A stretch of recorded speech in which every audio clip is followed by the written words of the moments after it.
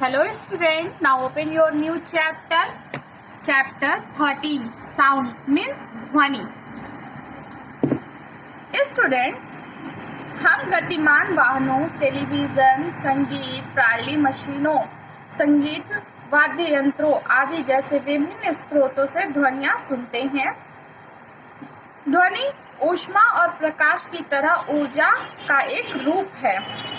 ध्वनि ऊर्जा का एक रूप है जो हमारे कानों में सुनने की अनुभूति पैदा करती है। हम ध्वनि उत्पन्न करके दूसरों से बात करते हैं और संवाद करते हैं। पक्षी, कीड़े और जानवर भी ध्वनि उत्पन्न करने में सक्षम हैं। जब हम ध्वनि की बात करते हैं तो हमारे मन में कई तरह के सवाल आते हैं, जैसे ध्वनि कैसे उत्पन्न होती है, हम ध्वनि कैसे सुनते हैं, कुछ आवाजें दूसरों की तुलना में तेज क्यों होती है, ध्वनि एक स्थान से दूसरे स्थान तक कैसे जाती है, संगीत क्या है, संगीत शोर से कैसे अलग है, ध्वनि प्रदूषण क्या है और यह कैसे होता है। ऐसे सभी प्रश्न हम इस अध्ययन में, इस चैप्टर में बात करेंगे। इस सभी सवालों पर इस चैप्टर में बात करेंगे। नेक्स्ट हेडिंग है वाइब्रेशन मीन्स कंपन। स्टूडेंट, जब आप गिटार की डोरी को तोड़ते हैं तो आप देखते हैं कि डोरी तेजी से आगे पीछे होने लगती है और ध्वनि उत्पन्न करती है। जब आप तेज संगीत बजाते हुए किसी म्यूजिक सिस्टम के स्पीकर पर अपनी हथेली रखते हैं तो आपको आगे पीछे कुछ हलचल महसूस होती है। यह कंपन है। तो एक कंपन एक शरीर की अपनी औसत स्थिति के बारे में तेजी से आगे और पीछे की गति होती है। नेक्स्ट हेडिंग है sound is produced by a vibrating body means ध्वनि एक कंपन शरीर द्वारा निर्मित होती है। स्टूडेंट्स, ध्वनि का प्रत्येक स्रोत एक स्पंदनशील पिंड है। दूसरे शब्दों में प्रत्येक ध्वनि उत्पन्न करने वाली वस्तु एक कंपन पिंड है। जब कंपन बंद हो जाते हैं तो ध्वनि भी बंद हो जाती है। इस प्रकार हम कह सकते हैं कि ध्वनि एक कंपन पिंड द्वारा किए गए स्पंदों से उत्पन्न होती है। स्टूडेंट, एक कंपन पिंड द्वारा ध्वनि कैसे उत्पन्न होती है, ये हम एक्टिविटी फर्स्ट में पढ़ेंगे। यहाँ पर एक्टिविटी फर्स्ट दी हुई है, इसको आप पढ़ लीजिएगा। ओके स्टूडेंट्स, नेक्स्ट हेडिंग है हाउ साउंड ट्रेवल्स मीन्स कैसे ध्वनि यात्रा करता है। स्टूडेंट, ध्वनि किसी वस्तु के कंपन से उत्पन्न होती है। कंपन करने वाला शरीर या वस्तु ऊर्जा के रूप में ध्वनि उत्पन्न करती है।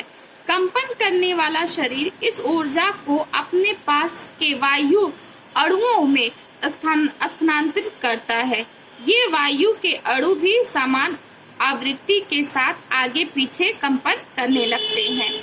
ये कंपन करने वाले वायु अणु अपने कंपन को अगले वायु अणु तक पहुंचाते हैं। यह प्रक्रिया चलती रहती है और अंततः ध्वनि उत्पन्न करने वाले शरीर के चारों ओर वायु के सभी अणु आगे पीछे कंपन करने लगते हैं। जब कंपन करने वाले वायु के अणु कान के पर्दे पर गिरते हैं तो हम इन कंपनों को ध्वनि के रूप में महसूस करते हैं।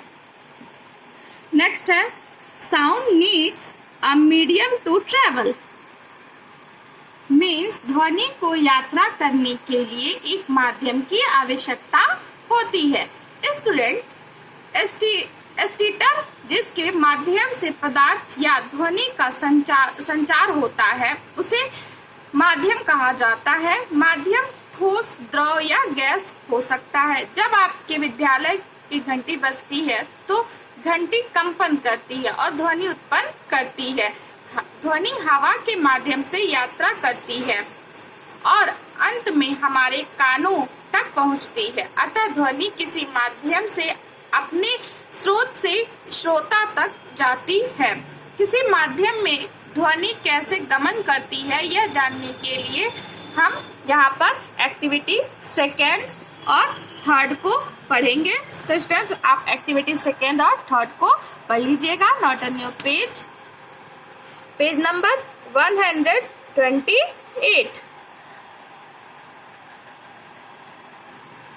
स्टूडेंट एक्टिविटी 2 एंड थर्ड को पढ़ने से हमें पता चलता है कि ध्वनि ठोस, द्रव और गैस में गमन करती है। तो स्टूडेंट्स एक गतिविधि करते हैं कि ध्वनि निर्वात में यात्रा कर सकती है। निर्वात में कैसे यात्रा करती है ये हम एक्टिविटी 4 में पढ़ेंगे। तो स्टूडेंट्स एक्टिविटी 4 आप पढ़ लीजिएगा। इसमें एक्टिविटी 4 में बताया गया है कि निर्वात में ध्वनि कैसे यात्रा करती है। नेक्स्ट हेडिंग है स्पीड ऑफ साउंड।